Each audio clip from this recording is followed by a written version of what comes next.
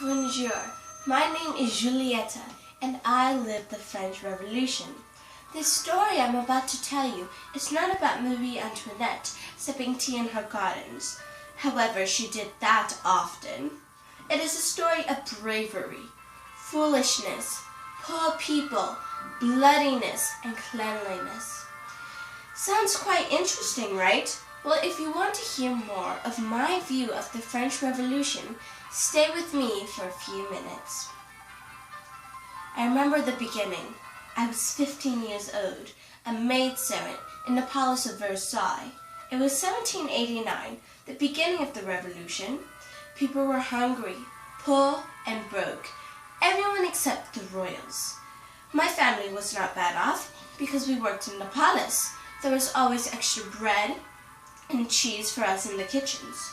Of course, that was nothing compared to the lavish meals we served the royals.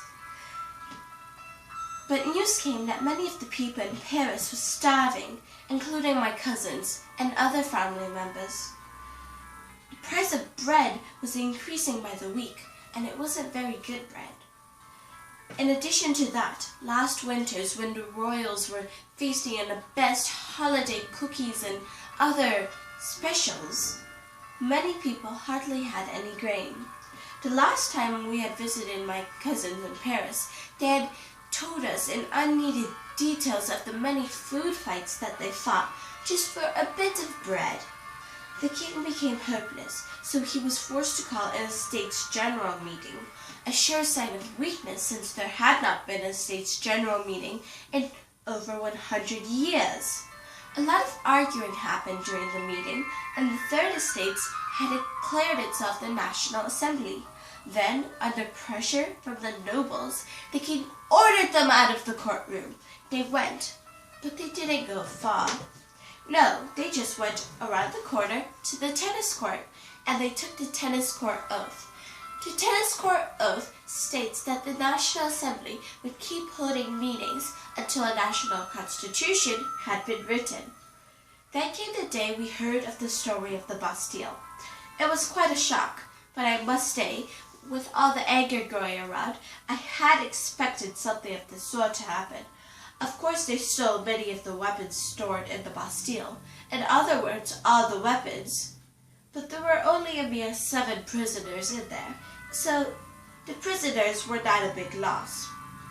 Now, as I said, many people were hungry during the revolution, so if one person had more food than another, they would be expected to share.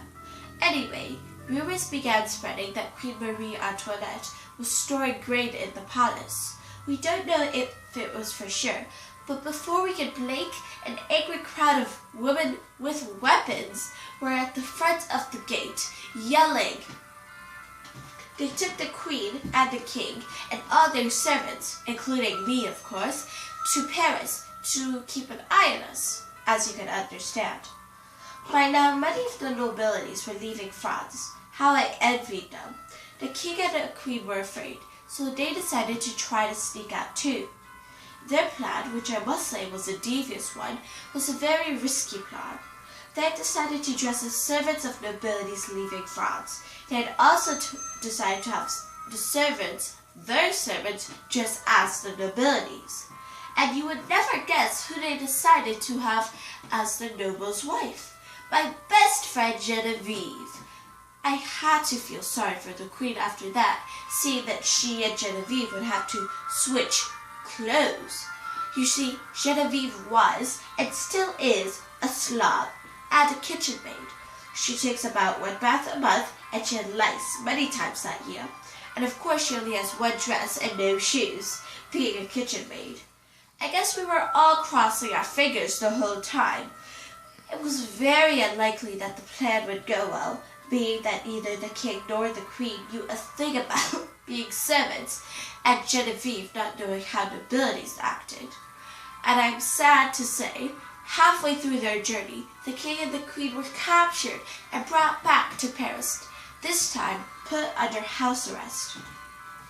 After that, a few years with tons of whack-whack, the people were still hungry and poor, so they decided to do what all people do, fight. In other words, war. So, in 1792, France declared war with Austria. My brother fought that war. Then, during the beginning of the new year, the king was guillotined. Even though Genevieve and I never really were fond of the queen, we couldn't help but feel sorry for her. By that time I had married, and being that my husband did not work in the palace, I was not permitted to work in the palace too. Either. That year started the Reign of Terror. Many things happened that year. France declared a war on Britain and the Dutch Republic. Then a military general named Napoleon Bonaparte came and wooed everyone with his victories. And lastly, the queen was killed, guillotined, like her husband. 4 years passed, and I had 3 children. It was 1797, and France was finally declared peace with Austria. The heavy yoke of anger was slowly being lifted, at last. But we were still at war with Britain, so to threaten India, who belongs to Britain, Napoleon Bonaparte, the military official I told you about, Napoleon Bonaparte attacked Egypt. But he was foolish enough to leave his ships unguarded, so the British paid a visit and destroyed everything. Therefore, Napoleon Bonaparte and his army were stranded on Egypt and the Middle East. You can probably tell that I do not approve of Napoleon Bonaparte, and I was right. 2 years later, who comes to France without his army, leaving them to die in an unknown land? Napoleon Bonaparte.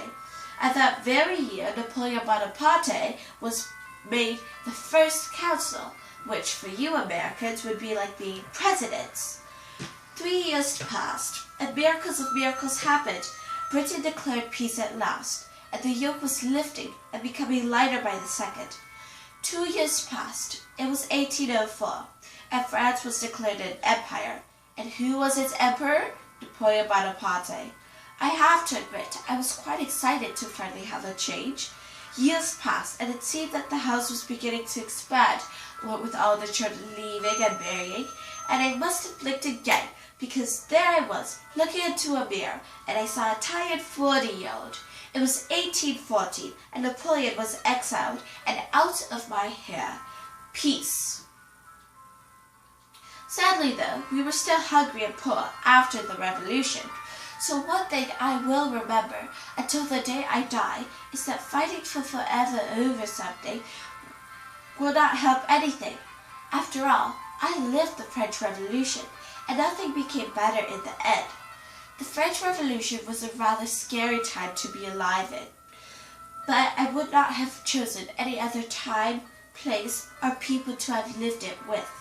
Thank you for listening. I really must go. Au revoir.